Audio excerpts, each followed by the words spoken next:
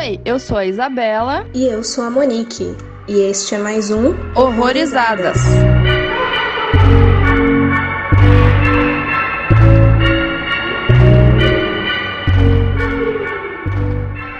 Sejam bem-vindos a mais um episódio aqui no Horrorizadas. E hoje a gente vai falar de mais um lançamento recente aí, o Censor, filme britânico de 2021, dirigido pela Prano Bailey Bond. E pra conversar com a gente hoje tá uma pessoa que há tempos a gente já tinha ficado de chamar, mas tava esperando aquela oportunidade boa. E eu acho que chegou a hora. Está com a Maitê, criadora, desenvolvedora do Final Girl, das inúmeras plataformas que você só produz conteúdo bacana em diversas mídias. Muito bem-vinda. Queria agradecer o convite, eu gosto muito do Horrorizados. Nossa, é um prazer estar aqui com vocês. Seja muito bem-vinda, Maitê, e vamos lá pra sinopse, então. O filme gira em torno da Enid, né? E depois de assistir um filme desagradável, estranhamente familiar, uma censora de filmes começa a resolver o mistério do passado do desaparecimento de sua irmã, embarcando em uma busca que dissolve a linha entre ficção e realidade. Falando de padrões, a gente gravou aí um episódio recente também envolvendo ficção e realidade, né? Mas aqui a gente vai ter uma perspectiva talvez um pouco diferente. E só pra dar um contexto aí, a ideia ela surgiu a partir da leitura da diretora da Prano sobre um artigo de filmes de terror da Hammer e de como os censores, eles cortavam cenas pra não influenciar as pessoas, mas que, ironicamente, eles não eram influenciados. Então a gente vai ter essa perspectiva aí de uma censora. E por enquanto, sem spoilers,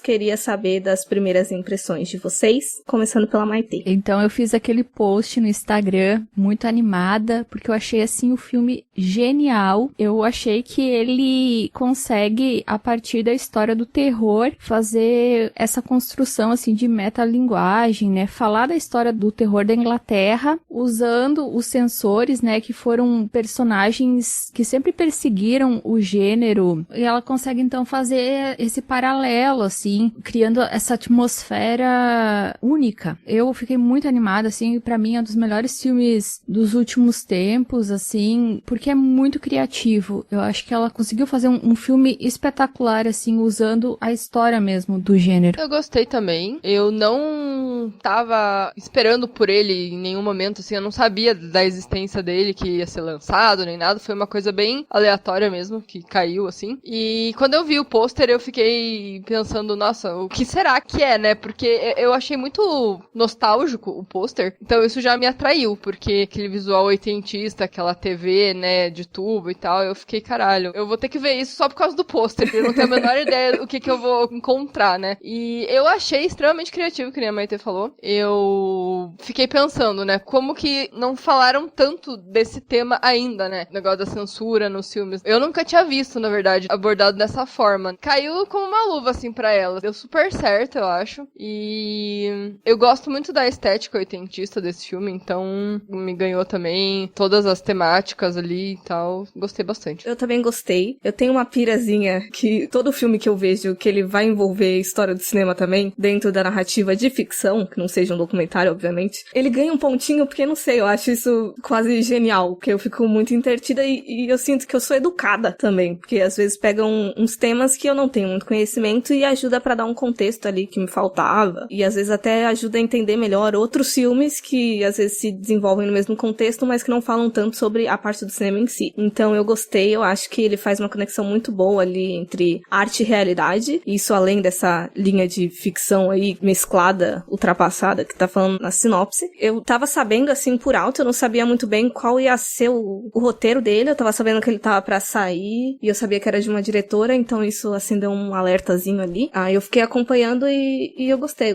bastante do desenvolvimento. Eu acho que tem uns assuntos interessantes que dá pra discutir sobre ele. Tipo, eu não tava familiarizada muito com o contexto dessa censura dessa forma, assim. Eu lembro muito daquelas coisas que a gente já leu em vários lugares, assim, tipo, esse filme foi proibido em tais países. Uhum. Era mais isso que eu tinha na minha cabeça, sabe? Não tão ligado a cortes, né? No caso, corte de cenas, porque, não, isso aqui é muito pesado, vai influenciar. Não que eu não soubesse que existia, mas nunca fui tão atrás, sabe? Uhum. Aviso: este podcast contém spoilers. Recomendamos que você assista ao filme antes de ouvi-lo. Então, antes da gente começar com os spoilers de fato, como a Maite levantou até do post que ela tinha feito, eu achei muito interessante porque você foi atrás ali do contexto mesmo, dessa parte britânica dos anos 80, e ia pedir pra você falar um pouco pra gente também. Então, a história da censura com filmes de terror no Reino Unido, ele começa em 1920, que os censores eles já começaram a implicar com o filme O Gabinete do Dr. Caligari. E depois eles também fazem uma censura bem pesada do Nosferatu. E daí, eles tinham uma associação de censores, que eram responsáveis, então, por avaliar esse material. Só que acontece uma coisa muito interessante ali na década de 60, onde um censor, o John Trevelyan, ele fez uma exigência um pouco bizarra, né? Porque eu acho que a principal graça do Psicose é a cena do chuveiro. E ele pediu, então, que essa cena fosse editada, porque tinham 2 casos na Inglaterra que ganharam bastante proporção midiática. Foram 2 assassinatos, né, no caso. Um deles era uma estudante que foi decapitada. Então, ele achava que aquela cena poderia influenciar que outros crimes acontecessem. Por isso que esse é o plot, digamos assim, do próprio filme Censor, de que um crime ocorre e poderia ter sido influenciado por um filme que depois ficaram sabendo, né, no filme, que o assassino nem tinha visto aquele filme. Isso vai evoluindo, essa censura, então, para filmes, assim, de baixo orçamento, porque, assim, a gente precisa entender que nos anos 60 e nos anos 70 foi a explosão do splatter, né, dos filmes também de exploitation, mas isso aconteceu no mundo todo, acontecia muito na Itália, Japão, aconteceu na América Latina. Então, esses filmes, eles eram de baixo orçamento e eles eram bastante sangrentos. E eles sofreram muito com censura ao redor do mundo. Na Inglaterra, mais ainda, né? Porque eles tinham esse comitê de censura e tal. Só que, assim, chegou num ponto que os grandes estúdios também começaram a fazer filmes de terror mais gráficos, como O Exorcista, em 73. O Exorcista, pra vocês terem uma ideia, na Inglaterra, ele foi banido. Ele ganhou, em 1980, só uma exibição em VHS, só que logo eles baniram também essa edição de VHS. E eu li que só em 99, 2000, ele ganhou, então, uma versão sem cortes. Também o Massacre da Serra Elétrica aconteceu isso. Claro que o Massacre da Serra Elétrica eu acho bem mais intenso que o Exorcista. Sim. Mas sempre existiu, então, essa relação complicada entre os críticos que falavam mal dos filmes e também essa censura a esse material de baixo orçamento, independente, que eles chamavam, então, esses filmes de video nasty. Então, esses filmes, eles colocaram numa lista, que eles eram banidos. Se eles fossem comercializados, isso era um crime, porque eles fizeram um decreto em 84, criminalizando que esses filmes fossem vendidos em VHS. A gente tem, nesse momento, a explosão do home video. Então, os políticos e os religiosos, né, os cidadãos de bem, eles tinham essa preocupação que as crianças fossem influenciadas, já que elas tinham acesso a esse filme e elas podiam ver várias e várias vezes. Então, os religiosos iam pra televisão. A própria Margaret Thatcher, né, que era a primeira-ministra da Inglaterra, ela não queria que isso se popularizasse, porque ela tinha medo, assim, que isso incitasse assassinatos, sabe? Aquele satanic panic total, assim, de que essas produções, elas poderiam influenciar, digamos assim, as pessoas. E, assim, pra mim foi uma surpresa muito grande, porque eu comecei a ler sobre isso no passado, que a Inglaterra fosse tão retrógrada. Mas eu fico pensando assim, um povo que sustenta uma família real, os caras são super retrógrados, se a gente for pensar. Então, eu fiquei pensando, por que lá, né, assim, especificamente? O que lá teria que, por exemplo, não poderia censurar em outro lugar? Eu fiquei pensando nisso, o que é tão cultural ali? Quando a Maite falou do Exorcista, me veio muito a censura mais por conta da religião mesmo, né? Porque até hoje tem cenas que aquele filme vai chocar a família tradicional brasileira. A versão sem cortes, eu diria. Que a versão com cortes, que foi a versão que foi pro cinema, né? Tem muita cena realmente que não saiu no Director's Cut, né? Então, eu acho que, por mais que realmente o Massacre da Serra Elétrica tenha uma pegada violenta maior, eu acho que pegou mais a religião mesmo no Exorcista. Eu acho que eu justifico um pouco pouco com isso que Maite falou de um povo que sustenta a família real, porque me passa essa ideia de conservadorismo mesmo, sabe? E assim, eu posso tá tirando informação do meu rabo, mas eu fico pensando muito na parte criminal mesmo, porque a gente sabe que teve muito assassino britânico também, ou coisa parecida, e aí eu fico pensando nessa culpabilização da coisa errada, porque o filme, o Censor brinca muito com isso também, né, da questão de vida imita arte imita vida, mas eu noto essa coisa da censura como uma culpabilização da cultura pop, como se fosse essa justificativa de todos os problemas, assim, ao invés de reparar que aquilo que tá sendo mostrado na TV, no cinema, ou até em jogo, é um reflexo da nossa realidade, sabe? Eu não sei, eu fiquei divagando também, enquanto Maite tava dando contexto também, fiquei pensando, não consigo arranjar, bater martelo com nada, mas eu acho que tem muita coisa pra pensar e discutir sobre isso. É, tanto assim, né, que os maiores assassinos da história, eles não tinham acesso à cultura pop, né, gente? É uma coisa assim que eles querem criminalizar os jogos, os filmes, como se isso fosse, né, a vertente, assim, do crime, da violência, só que a violência, ela faz parte do ser humano e também as pessoas que praticam crimes super violentos, eles têm distúrbios, problemas, né? Então, por exemplo, a gente assiste um filme de terror e tá ok, a gente não vai matar ninguém, sabe? Mas, claro que talvez isso influencie uma pessoa, mas uma pessoa que tem algum problema, entende? Mas isso não é o motivo, não é uma regra. É bem isso. Não é uma regra, é a exceção, né? Exato. E às vezes não é nem o terror também, existem outras coisas que as pessoas não querem que os filhos vejam porque pode influenciar. Eu não sei se vocês ouviram o negócio do Harry Potter, que, ai, se você assistir Harry Potter, as crianças vão querer voar na vassoura e vão cair, sabe? Eu fiquei, gente, por favor, né? Minha avó, uma época que sumiu com as minhas cartinhas de Yu-Gi-Oh! Porque era do capeta. Ah, coisa do capeta, ixi, meu avô era assim também. Minha avó não era tanto. Vocês são mais novas do que eu, então vocês não pegaram, acho que o Satanic Panic lá de 1992, 93 no Brasil. Era horrível.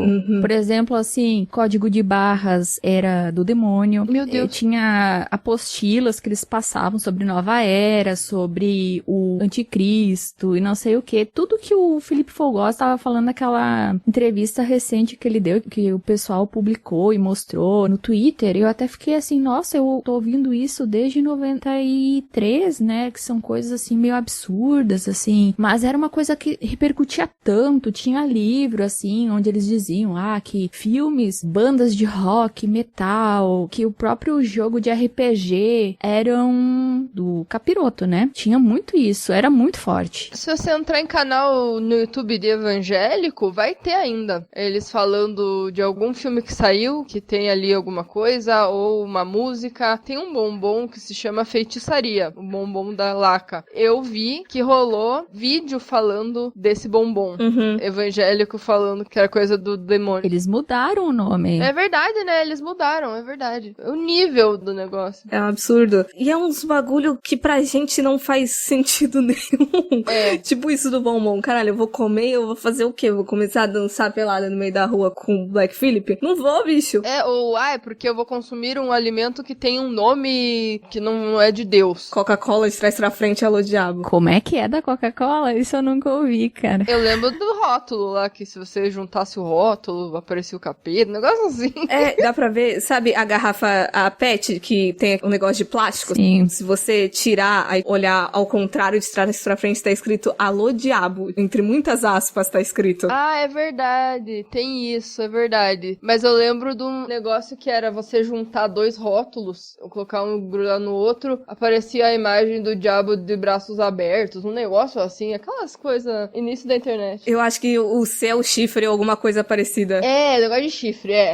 Gente. É bizarro. É divertido pra caralho, mas tipo, não, cara. O povo é criativo, né? É. Dá pra ir longe. Disco ao contrário, né? Enfim. Sim, e historicamente falando, assim, a humanidade tá sempre apelando pro medo, assim, de alguma coisa. Vai ser medo do capeta, ou tipo, agora Damares com Frozen falando que era propaganda gay. Aham. Sempre vai ter um quesinho de de preconceito em algum lugar, né? De cultura diferente ou de orientação. A puta que pariu. O pessoal inventa justificativa para banir os outros. Sim. E dentro do filme, no caso, já que a gente já deu uma discorrida bastante desse contexto, eu gostei que desde o início vai dando, não necessariamente indício, mas vai mesclando aos poucos, porque não é só questão de realidade e ficção, também tem a questão psicológica da protagonista, né? Eu lembro que reassistindo até, eu lembro que logo no começo do filme, aí ela meio que segue uma moça ruiva, e depois a gente vai entender que ela tava cogitando que pudesse ser a irmã dela, e isso foi uma coisa que eu acho que construiu muito bem, e eu gostei bastante. A própria colega de trabalho dela fala que vai visitar a irmã, ela também já fica um pouco chateada, né? Engatilhada, né? Engatilhada, é. E é uma coisa realmente que apareceu ali, que no começo você não entende, mas depois aquilo evolui, né? É uma crescente também, eu achei. Que foi pra um nível, assim, doentio, né? Por mais que a gente saiba que ela é a única pessoa que não desistiu de achar, né? A irmã. Os próprios pais perderam a esperança e quiseram colocar um ponto final, né? Vamos declarar que ela está morta, vamos fazer um certificado de óbito pra pôr um ponto final e a gente ter um encerramento aqui, né? Porque deve ser muito pior você não saber o que aconteceu do que de fato você, não, morreu, tá, beleza, agora eu posso seguir com a minha vida, né? É. E ela não conseguia aceitar que a irmã tinha morrido porque ela foi a única testemunha. Só que a gente não sabe muito bem o que ela viu. E isso é até uma coisa que, quando a gente for falar mais sobre o final, eu vou até perguntar. Mas falando assim dessa obsessão da irmã, eu acho que em determinado momento do filme isso acabou se destacando mais até do que de fato o filme tava querendo passar pra gente, que é a questão da censura. Eu acho que isso não se perde totalmente, mas ele dá uma afastada, sabe? Não que isso seja ruim, mas eu senti essa divisão em determinado momento, sabe? Eu acho assim que ele é até irônico nessa questão, né? Que mostra assim que essa censora, digamos assim, ela assistiu tantos filmes, assim, e ela sempre foi uma pessoa muito reprimida e sentia muita culpa, que ela começa a ter esse comportamento estranho, justamente influenciada, digamos assim, por esses filmes que ela tá assistindo. Então, assim, ela vai escalonando a culpa e daí ela começa a ver coisas assim até que não existem, né? Por exemplo, ver um filme que tem o mesmo contexto da vida dela, então ela começa a achar, né, que pode ser inspirado nela, assim. Nesse ponto eu acho interessante, assim, esse drama, essa catarse dela, esse sentimento, né, que ela tem sobre o desaparecimento da irmã dela começa a ganhar mais força conforme ela vai avançando mais nos filmes do próprio Frederick Church, né? Eu não lembro o nome. Frederick North. Isso. Ao mesmo tempo que eu acho irônico, mas eu também acho isso da Isabela, que essa coisa da censura, ela acaba ganhando um segundo plano. Mas eu acho que justamente esse ponto vai perdendo espaço porque eles começam, então, a dar um foco maior nesse drama, na culpa dela, que ela é extremamente reprimida. Tu vê que a própria roupa que ela usa é uma coisa mais sóbria, assim. Ela é uma pessoa jovem, mas ela se veste como uma pessoa de, sei lá, 50 ou 60 anos. Eu não sei se era uma moda da época, mas provavelmente não. Mas tu vê que ela é uma pessoa que ela é reprimida, que ela tem essa culpa e conforme ela vai assistindo os filmes, assim, ela vai escalonando isso até que daí os filmes, eles se tornam, nessa coisa da censura, acaba entrando em segundo plano. Eu acho interessante vocês terem falado isso, porque eu li essa mudança, digamos assim, de uma forma completamente diferente. Conforme foi desenvolvendo, ao menos na primeira vez, eu tava realmente achando que a questão toda era sobre ela lidando com esse trauma, né? E a questão da censura era mais um contexto. E aí o problema, ao menos pelo que parece pra mim, é que o contexto é tão interessante que a gente acaba meio que quase se prendendo mais a ele do que o resto do filme, sabe? Pode ser uma leitura muito minha, mas foi essa sensação que eu tive. Eu acho que, eu não sei se erraram na dosagem do que eles queriam tratar, se eles queriam mesclar. Nunca tenha me incomodado, mas eu acho que o filme tentou passar o contexto da censura primeiro, até pelo nome dele, né? Sei lá. Eu não sei se isso foi algo que eles pensaram em, não, vou tratar primeiro a questão da culpa da personagem. Não que eles tenham errado na dosagem, eu não acho que foi o caso, né? Como eu falei, não foi uma coisa que me incomodou, mas acho que foi a divisão, assim. Eu falei que mesclou ali, mas eu achei que não foi mesclado, foi ao contrário. Foi aquela divisão mesmo. Depois que ela viu o filme lá, que parecia da vida dela, ela meio que começou a pensar mais na irmã. E quando ela viu a suposta irmã no filme lá, que ela foi atrás na locadora, aí que ela teve a certeza na cabeça dela que era ela, né? Então ela começou a cavocar ali pra uns caminhos que não foi legal, né? né? Porque deu no que deu daí depois. Então, uma coisa que eu acho interessante é que é um aglomerado de coisa que ela começa a pegar influência. Porque eu lembro que eu até comecei a marcar os filmes ali de tudo que podia ter dado gatilhos pra ela entrar em tudo, aquela avalanche que ela entrou, né? Mas um que eu acho bem interessante é a questão daquele crime que eles começam a ser culpados, né? Porque teve aquele cara lá que matou a esposa e o filho e comeu o rosto dela. E parecia muito com um filme que eles tinham liberado pra reprodução, por mais que tivesse corte, né? E daí começam a chamar esse assassino de assassino amnésico porque ele diz que esqueceu de tudo. E aí ela começa a entrar, o que eu senti ao menos, não sei vocês, mas naquela possibilidade de será que fui eu? De será que eu apaguei? Será que foi um trauma que, tipo, meu cérebro apagou e eu fiz alguma coisa? E tem toda aquela conversa com aquele cara de não, às vezes nosso cérebro tenta pegar umas pressas pra tentar justificar as coisas, mas eu não sei porquê, mas aquele ponto, daquele núcleozinho ali me chamou bastante atenção. Sim, tanto é que pra mim ficou aquela dúvida, o que ela fez com a irmã? Será que ela fez alguma coisa com a irmã? Será que ela viu fazerem alguma coisa com a irmã ou ela apagou? Ou ela que fez alguma coisa?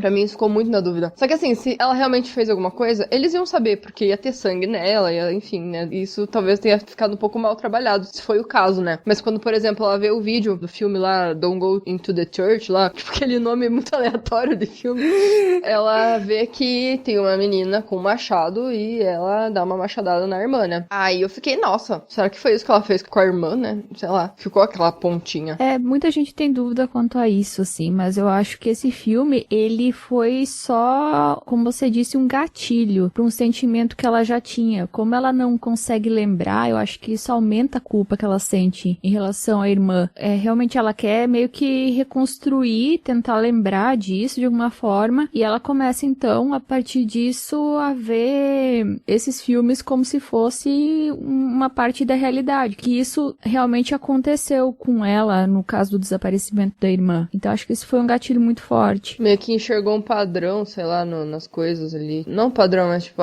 relacionou com alguma coisa da vida dela, mas às vezes é uma coincidência. Exato. Tem o nome daquele negócio, alguma coisa de frequência. Por exemplo, se a gente tá com alguma preocupação ou coisa parecida, ou algo aconteceu com a gente começa a reparar padrões nas coisas, e pode ser de coisa boba, de, por exemplo, você pegar e comprar um carro, e aí de repente você só vê esse carro na porra da rua. Então, eu acho interessante, porque além da repressão, ela também tinha muito a questão do controle. E a partir do momento que as coisas começam a sair ali do que ela pode controlar, é quando começa a dar merda. De, por exemplo, ela errou no trabalho dela. E aí, ela até comenta de que, se meu trabalho era esse, não tem essa de má sorte, sabe? Não era pra eu ter errado. Teve o negócio, por exemplo, dos pais terem dado o atestado de óbito pra irmã. Também uma coisa que foge do controle dela. É difícil pra mim tentar achar o ponto inicial, mas eu acho que talvez mesmo esse estresse todo de coisas acumuladas e trazendo de volta tudo que tava reprimido. É porque esse trabalho dela, né, não tem como ter um controle, né? Eles acham que tem, que nem aconteceu, né? O cara fez assistindo o filme ou não e ia fazer, né? Então não existe um controle. E o que aconteceu com ela foi que, coincidentemente, o cara fez a mesma coisa do filme, né? Tanto é que eles falam, a gente já provou coisa bem pior ou coisa semelhante. Então, não tem como você saber o que você vai aprovar que vai dar errado, entendeu? É muito roleta russa ali, sabe? Infelizmente, o controle não existe ali. Então, ela nunca teve esse controle que ela achou que tinha, né? Exato, exato. E ali, desde o começo, nas primeiras cenas, a gente vê que ela é bastante criteriosa quanto à violência, que ela quer cortar tudo que é violento, assim, enquanto o parceiro dela de trabalho tá ali falando, não, porque a gente pode deixar uma que outra cena, não precisa, parece fake. E ela quer cortar tudo, ela quer fazer o Edward Mãos de Tesoura ali. Ela é muito criteriosa no trabalho dela. Daí tanto que o cara chega pra ela e diz assim, nossa, mas você ainda tá aí nesse filme? Você ainda tá avaliando? Já tinha acabado a exibição do filme, ela continuava anotando e fazendo. Ou seja, é isso que a Monique falou, que eu acho que ela tem essa coisa de tentar controlar tudo, de fazer tudo perfeito, e as coisas começam a dar errado. E isso realmente foi, acho que um dos primeiros gatilhos, porque ela já assistia outros filmes de terror, ela tá fazendo isso há muito tempo. Ela assistia vários tipos de gêneros, de filmes, que ela é uma censora do governo. Então, justamente eu acho que começa, porque assim que ela quer ser a perfeita de tudo, e daí começa a dar errado nisso. Daí ela assiste esse filme, que é um gatilho muito forte, né, porque ela começa na piração, já tá dando tudo errado, que ela tá sob pressão tremenda por ter aceitado aquele filme e ter dado ruim, né, que a mídia inteira atrás dela, daí ela assiste esse filme, já começa numa piração, nossa, mas acho que é baseado na minha vida. Sabe? Ela entra numa paranoia, num negócio estranho, que misturado com essa culpa que ela tem do desaparecimento da irmã dela. Então, acho assim, que converge várias coisas, assim, até a bomba explodir, que é uma coisa que ia acontecer, mas demorou um certo tempo, assim, pra isso vir à tona. Daí, por isso que a gente tem essa dúvida no final do filme. Será que ela é uma doida mesmo e matou a irmã dela? Ou simplesmente nada aconteceu e ela age com violência por causa dessa piração que ela entra? Isso contradiz com a própria crença dela, digamos assim, dela pensar, fizeram um filme da minha vida. Então, pera lá, aconteceu antes do filme, entendeu? Uma violência ali aconteceu, alguém matou sua irmã, ou você mesmo matou sua irmã, não foi uma cópia do filme, o filme copiou você. Então é meio que você fica pensando, tá, então como que você não notou essa contradição, né? I mean, what is it with these directors? Male inadequacy, revenge catharsis. Didn't that get to you? Some of those scenes were so excessive. Just focus on getting it right. Don't really think about anything else.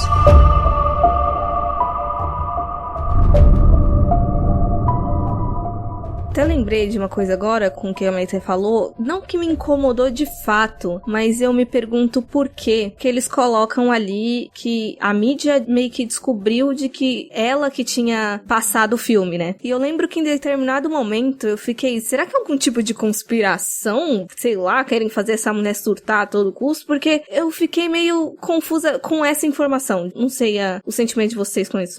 Eu achei uma conspiração desde a hora que o diretor quer ela especificamente pra analisar o filme, que ela acha que é da irmã. Porque daí tem todo aquele rolê do final, né?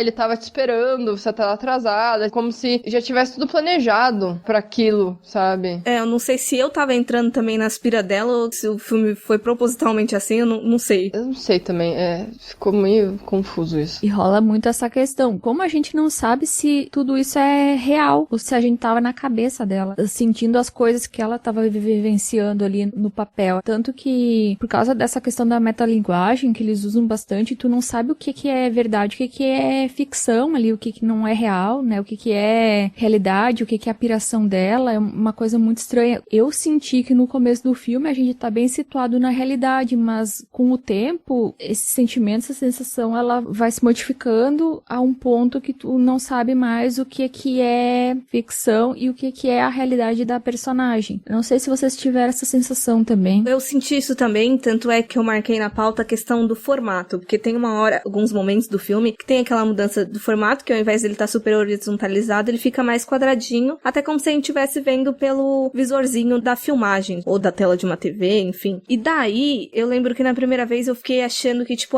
tudo que tá ali não tá acontecendo. Mas aí tem umas cenas horizontalizadas que a gente também fica perdido e não conseguir se situar se é real ou não. E daí, vocês tiveram alguma interpretação diferente da telinha? Qual que foi? A telinha eu notei só logo no começo que ela estava vendo um filme, né? Aí aquilo já me acendeu que, assim, tudo que tivesse daquele jeito era um filme. Então, quando ela vai lá onde tá no set de filmagens no meio da floresta, que começa a ficar com aquele visorzinho que nem você falou, eu também associei que era filme. Só que a outra parte eu não consegui ter certeza de que estava acontecendo também. Mas eu acho que estava. Eu acho que estava, sim. Eles fazem uma confusão, assim. Não sei se foi proposital, mas primeiro eles colocam a imagem como se fosse um filme, daí depois eles botam cenas documentais reais, daí tu já fica meio, é um filme, o que é documentário, daí a gente entra na vida da personagem, que é uma coisa assim mais centrada na realidade, e conforme vai aumentando essa loucura, digamos assim, dela, sei lá, essa desassociação, né, com a realidade, vai virando filme, e daí tem essa modificação, né, da tela e tal, realmente. Mas eu não consegui lembrar agora, que você falou, de alguma cena muito fantasiosa com o formato normal. Então, o que me deixou perdida é porque, assim, quando ela vai pra floresta, que ela encontra o diretor, começa a cena quadradinha. E daí, quando ela mata aquele ator que tava fazendo o filme, teoricamente, aí volta pro horizontalizado. Ela começa a perseguir a atriz, e aí tem uma hora que a atriz meio que foge, e a Enid, no caso, ela tá com o aparelhozinho na mão, ela aperta aperta um botão e aí volta pro quadradinho e começa aquela sonho americano, mas na verdade britânico nesse caso, e aí volta quadradinho e completamente de tom diferente. Ali eu tenho meio que uma certeza de que já era imaginação dela, de que ela tava corrompendo a realidade ali pra amenizar as coisas, só que o que fica confuso pra mim é entre essas duas cenas, digamos assim, porque parece que ela realmente matou o cara e parece que ela realmente estava seguindo a menina, tipo, nessa mudança pra mim que me perdeu, que eu já não sabia me situar. Eu acho que ela não conseguiu distinguir o filme da realidade naquele momento das gravações, tanto é que ela mata o ator, né, que tava interpretando, achando que ele realmente tava fazendo um mal pra irmã dela. Eu acho que realmente ela matou ele e mata o diretor também, né?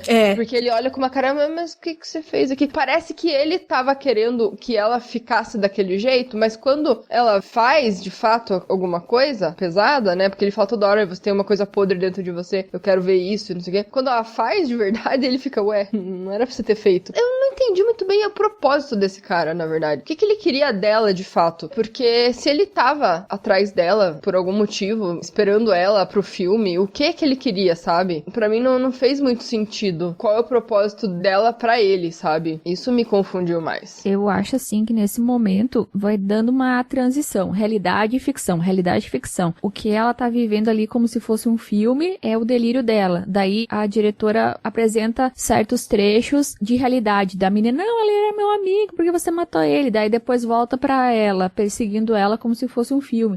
E sempre tá tendo essa troca do momento da loucura lá dela, de achar, nossa, é um filme, não sei o quê, que ela achar que o filme é verdade, o que tá acontecendo no filme é verdade, e também a realidade que tá todo mundo apavorado com o que ela tá fazendo, a menina fugindo dela.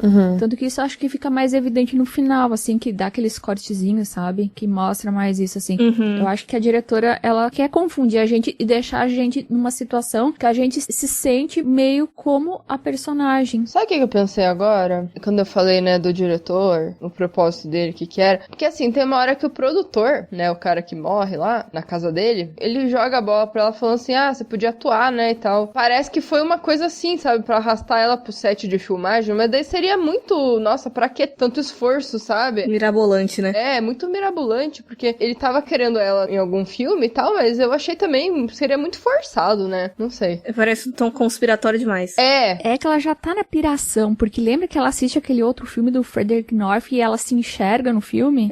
Com certeza não era ela, assim, sabe? Que até ela volta, assim, o close e tal, e a mulher parece com ela, né? Então ela já tava, assim, piradinha. Daí tudo foi se encaixando na piração dela. Ela achava que o cara, nossa, esse produtor aí... O produtor, na verdade, só queria ter um encontro com ela e outras coisas mais, né? Um teste de sofá, quem sabe? Mas tudo foi se encaixando na piração dela. Na piração total, assim, até chegar no que rola, assim. É o que a gente tá vendo cada dia aparecer nesses escândalos sexuais com produtores, né? Ele colocou bem um produtor, tipo, poderia ser um diretor, mas foi produtor, porque eu acho que marcou muito, né? Aquele cara que saiu do documentário lá e tal. Aí eu pensei nisso também. E quando ele morre, vocês notaram no que ele cai? Sim, um troféu de machado, eu acho.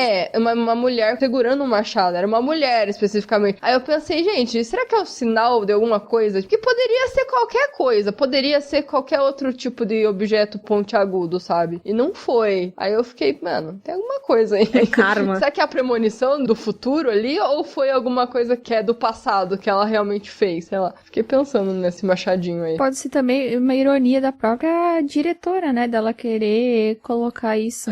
Uma vingança das mulheres contra os produtores. Também, né? Faz sentido. Total. E eu até gostei dessa cena em específica não, de repente, entrar no formatinho quadradinho ali. De que é quase bater o martelo mesmo de que, olha, isso é real, isso aconteceu, sabe?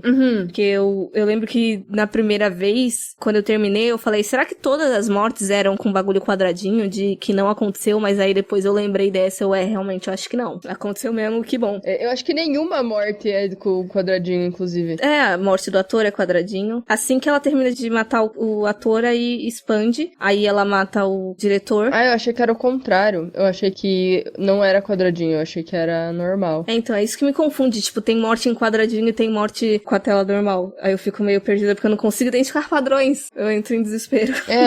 Talvez, assim, esse quadradinho faça menção da própria personagem que ela passa os dias pessoas assistindo numa televisão, num quadradinho, assim, talvez isso seja o campo de visão dela. Não sei, pode ser também, né? Tá lá por algum motivo, agora o qual, que daí a gente fica um pouco confuso. Eu criei uma justificativa doida, agora há pouco, inclusive, que eu ia perguntar pra vocês do final, porque a cena final é uma fita cassete saindo do aparelho escrito Censor, tipo, o filme dentro do filme. E aí eu fiquei, será que aqueles quadradinhos de repente é um snuff movie, de realmente filmaram aquelas coisas todas e vai sair agora? Mas eu não sei. Olha, eu pensei nisso, sabia? Que tudo que tava acontecendo ali tava sendo filmado a partir do momento que ela talvez estivesse lá naquele set de filmagens. Tá que o diretor perdeu a cabeça, mas a gente também não sabe se ele realmente perdeu ou não. Mas eu pensei nisso, que tava tudo sendo filmado e aquele é o filme do filme. Mas eu confesso que, assim, eu assisti 2 vezes. Na primeira vez eu fiquei, quê? Foi assim que eu saí do filme, não entendi porra nenhuma. Aí nessa segunda revisão eu já tive uma resposta um pouquinho melhor, porém ainda tá meio nebuloso ainda, sabe? Uhum. Aí eu não sei se é o problema do filme ou se é problema comigo, pode ser comigo, né? Enfim, não duvido. Acho que foi proposital mesmo, deixar a gente tudo confusa. Eu acho, assim, que ela quis meio que mostrar, ó, esse aqui é um nest movie, entende? Isso é apenas um filme, como aqueles que ela tava fazendo a censura, que eram proibidos. E numa fita, e ainda uma fita, que era o negócio que os censores, né, combatiam tanto esses filmes undergrounds, assim, que eram disponibilizados nas locadoras, assim, de forma clandestina. Então, meio que eu entendi, assim, que, ó, esse também é um exemplar daqueles filmes lá que ela fazia censura. Na primeira vez que eu vi, eu esqueci dessa cenazinha final, da fita pulando. Na segunda vez que eu assisti hoje, daí eu fiquei com a sensação de que não tinha gostado. Mas com você falando de, olha, isso é só um filme, tipo, essa outra interpretação, agora eu gosto. E eu vou ficar mesclando de gostar e não gostar pelo resto da minha vida. É. Porque, assim, ela confunde a gente, né? Porque, como a gente tava falando, tem uma vibe ali muito certinha até um ponto, depois entra numa coisa que a gente não sabe nem onde a gente tá. E daí, de repente, pula aquela fita, ó, apenas um filme. Videonest, né? Que eles chamavam, no caso. Muito metalinguagem. Total, né? E é isso que me deixa com o cérebro todo cagado depois. É muita ironia, né, da Prano, assim, eu acho que ela colocar um censor, uma censora, né, no caso, que eles combateram tanto o gênero na Inglaterra e, de repente, ele começa a ser o protagonista de um filme de terror do próprio Videonest. É, eu pensei muito nisso.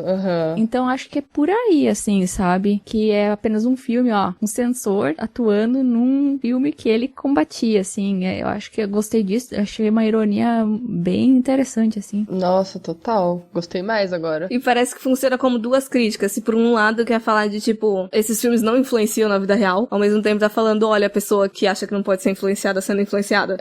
Porque daí entra naquela coisa, se você pensar nisso, aí ela matou as pessoas. Aí se você pensar, não, ela não vai ser influenciada, mesmo ela assistindo os filmes, aí ela não matou as pessoas. Então tem essas duas linhas. E eu sempre gosto de filme que, tipo, tem mais de uma linha que você pode entender, digamos assim, e que funciona pras duas partes. Então acho que foi um mérito muito grande. E só uma coisinha, a Breno, ela é censora do Sundance Festival e do Festival de Berlim. Caralho, eu não sabia que ela era censora. É, então acho que isso aí também é mais legal. É, esse filme era pra ela mesmo. Muito bom, essa informação engrandeceu bastante as coisas. E um tema não necessariamente polêmico, mas que foi uma ceninha também que me atingiu em diferentes níveis, que é a cena que tá ela e a colega de trabalho dela assistindo o filme Streaming Coda, que aí tem todo aquele rolê do estupro, e eu fiquei pensando nessa relação da gente como mulher com o gênero, porque é conturbado, né?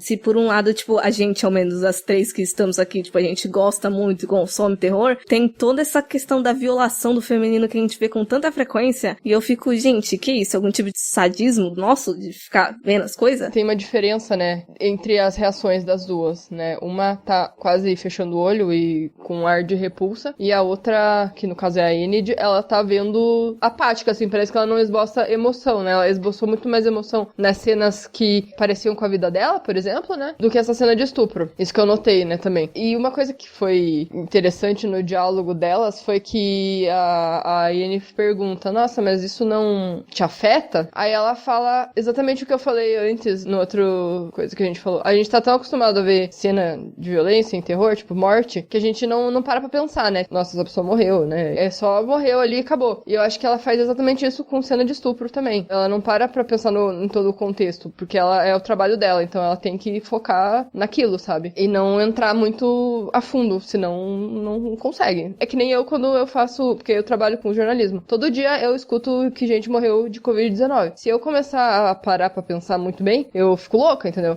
Então, eu acho que é mais ou menos por aí, sabe? Eu acho, assim, que normalizou pra ela, que ela não reage tanto, porque é uma coisa que ela vê tanto, assim, apesar de que ela é muito crítica, né, nas cenas, tanto que quando ela vai encontrar o produtor, foi essa mesa aí que rolou aquele estupro lá do filme e tal, né? E então eu acho que, por causa da profissão, tu assiste tanto, assim, que acaba se tornando uma coisa banal, assim, pra ela, de algum modo, assim como acontece com a gente. Acaba sendo banalizado, porque a gente viu tanto isso, né, e a gente meio que sabe o que vai acontecer em certos filmes, por exemplo, um slash, a gente sabe que vai ter uma cena de sexo lá em algum momento, pode ter uma cena de estupro, são coisas normais, são coisas assim, são códigos que já existem nos filmes, assim, então a gente meio que, tanto faz, sabe, se a gente vê isso aí. Daí eu fico pensando assim, como tem muita gente assim que se sente afetado por isso, né, que tem gente que realmente não pode ver, assim, mas é mais pessoas que têm algum tipo de gatilho, que passaram por esse tipo de situação. Então, acho que foi a Linda Williams que falou isso, que é uma pesquisadora, que as mulheres são meio sádicas, né, porque elas gostam de assistir mulheres morrendo na tela, né, que são pessoas iguais a elas, assim. Só que, sei lá, eu sou muito da opinião que não existe sadismo, né, é uma questão mais de catarse mesmo. Eu acho que quando a gente vê a violência na tela, a gente consegue lidar, digamos assim, com a violência real, porque ali tem um controle. A gente não pode controlar a realidade. Por exemplo, assim, nós, no Brasil, um país extremamente violento, a gente não consegue controlar essa violência, mas ali, dentro do filme, é uma violência controlada, dá uma situação, assim, de conforto, matou o monstro, acabou, voltou tudo ao normal. Então, acho que isso aí é uma coisa catártica para as pessoas, para as mulheres, assim, eu não vejo como sadomasoquismo, mas realmente, a gente vê por essas duas pessoas, né, por essas duas mulheres, que existe uma diferença de reação. Pessoas que, né, que sofrem estupro, alguma coisa, algum tipo de violência, elas vão reagir de uma forma mais acerbada, assim, da situação, mas pra gente, assim, tipo, a gente vê filme de terror bastante, normal, assim, uma coisa comum, digamos assim. Sempre vai ter essa diferença de reação, realmente. Eu até lembrei daquele texto que saiu um tempo atrás, eu acho que até foi no início do isolamento, da pandemia, de que fãs de terror estavam mais preparados pra desgraça, digamos assim. Estressava menos. Lembro disso que você comentou. A gente já viu tanto, acho justamente por essa questão de medo em ambiente controlado que a Maite levantou, que acaba não deixando apático, mas de saber lidar melhor com as emoções, talvez. E tem a questão de que, por exemplo, óbvio, cenas que a gente vê na ficção são reproduzidas de acordo com a nossa realidade, né? Pessoas matam outras pessoas e daí fazem filmes disso. Mas a gente sabe que aquela cena do filme em si não é uma cena verídica, é uma encenação. A gente não sabe o que acontece por trás das câmeras, a gente não sabe se teve ali uma situação ali de abuso, de, enfim, outras coisas mais problemáticas também, que a gente acaba não sabendo ou acaba vindo à tona, sei lá quantos anos depois, né? Por isso que a gente também não para pra pensar nisso. Então, quando a gente vê essas cenas, a gente sabe, não, aquilo ali, a pessoa não morreu de verdade. Então, eu tô assistindo porque eu sei que aquilo ali, exatamente ali, não tá acontecendo, né? Então, acho que tem isso também. Quase rola uma dissociação, assim, da violência. Fraser, you didn't tell me you're such a photogenic team. Now tell me this, if you get bored of banning my films, I'm sure I could get you a job on the big screen. I'm not sure how much I like the idea of being raped and cut into pieces on camera. No, but I'm sure the public would love it.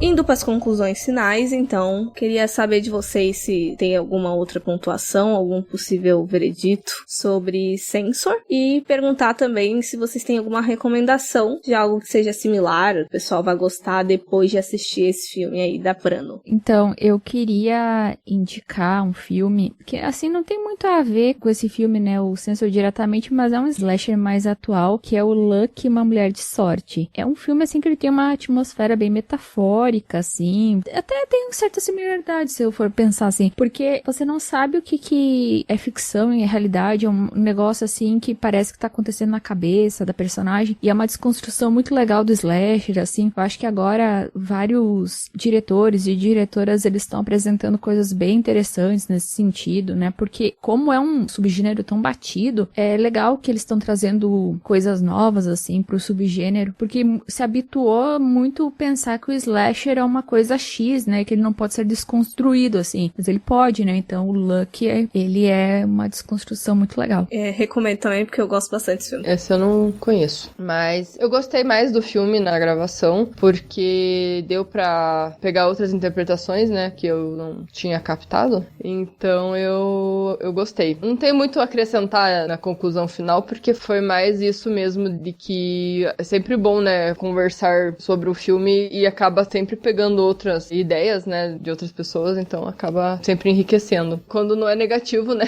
Que às vezes acontece também. Você não vê um negócio muito ruim que aconteceu ali, daí você fica, porra, é verdade, que bosta. Mas eu gostei. Eu não consigo pensar em nenhum filme. O único filme que me veio foi o Videodrome, mas é um filme que todo mundo conhece, então deixa pra lá. Mas eu não vi, por exemplo, então... De repente, aí quem não viu... Eu gostei também. Eu acho que a conversa também ajudou bastante. Eu já tinha gostado dele da segunda vez, e agora, depois da conversa, tem umas coisas ali que podem ter passado despercebida mesmo assim, e foi maneiro. E eu vou indicar o Berberian Sound Studio, que ele vai envolver algumas temáticas parecidas. Ele é britânico, e eles passam na década de 70. Ele é sobre um técnico de som, que ele é levado até a Itália, então vai pegar aquele ápice ali dos filmes italianos, pra fazer o design de som ali de um filme de terror, só que aí parece que começa a mesclar também realidade e ficção, e foi uns temas assim que me lembraram. O tom crítico é completamente diferente, o clima também, porque ele é do Peter Strickland, aquele diretor lá do In Fabric, então já vão esperando uma coisa meio doida. Nossa! Mas eu fui lembrando dele, assim, conforme eu fui assistindo o Censor, então acho que pode ser interessante. Você tá na fila também. Você já falou dele, mas eu ainda não vi. É esquisito. Mas então eu vou gostar, porque coisa esquisita já ganha ponto.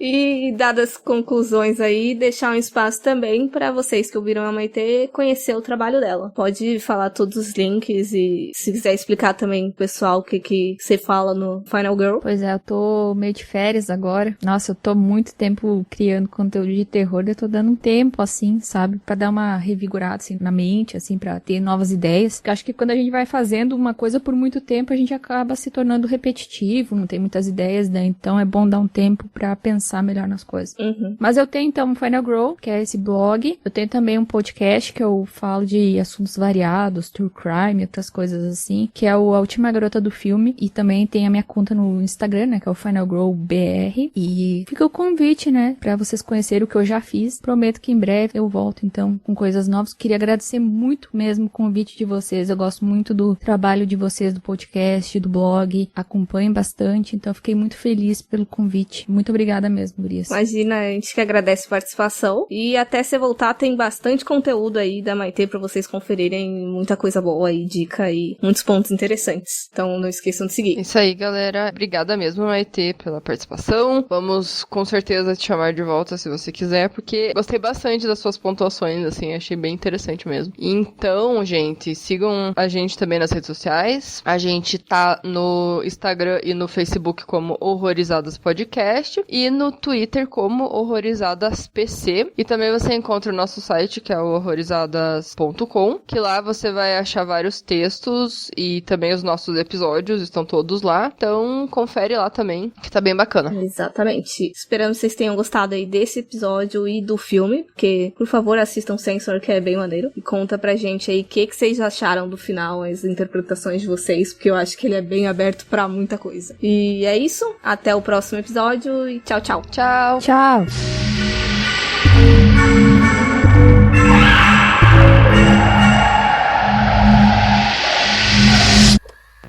Como é que eu posso dizer? Eu esqueci a palavra. Tá difícil hoje, eu tô esquecendo muitas palavras. É a volta. É, quase muitos... Não é substancial. Ai, gente, foda-se, eu vou cortar isso daqui porque eu não vou lembrar a palavra.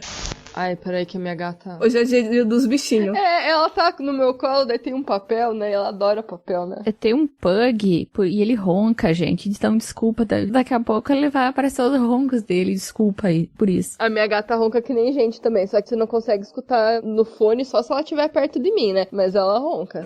Ai, meu Deus. Eles são muito fofos. Começa, então, até... Desculpa. É carro? É o meu cachorro. Ah, nossa, eu jurava que era um carro passando. E... esqueci. Deu branco. Ai, que raiva.